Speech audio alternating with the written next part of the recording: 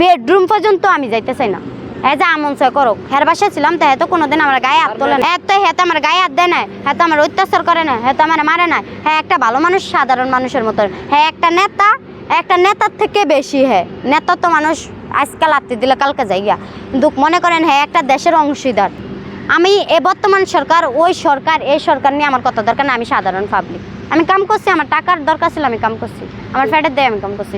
কি বেড়াই তো কেউরই খোঁজখবর নেয় না। বেড়া বাংলাদেশের ডরে গেছি গে, বেড়া আবার খোঁজখবর নিব, বেড়া কি মরতে আইব।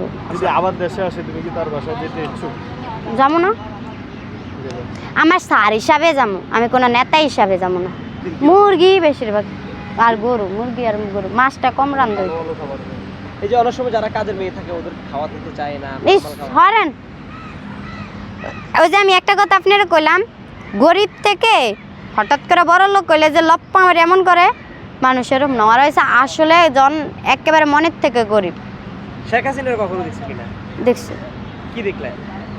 দেখছি গেছে মিটিংয়ে গেছে, কখনো এমনি সরাসরি আঙ্গুর এমনি জিজ্ঞেস ভালো আছে, ভালো আছে, শেষ।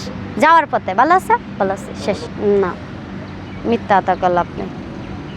কিন্তু ওবায়দুল কাদের আপনাদের কিরকম বকশিশ দিতে প্রতি ঈদে? হ্যাঁ সময় পাইতো কম, কিন্তু খায় ওয়াইফ রাতে দেওয়া হয়তো। হ্যাঁ আইতো না কখনো, দিত। আমার এমনি কোনো ঈদে দেয় না, একবারে আমার আম্মুকে দিত, আমার আম্মুর সাথে কথা কইত। আমার আম্মুর সাথে 2-3 লাখ টাকা কেউ বকশিস দেয়।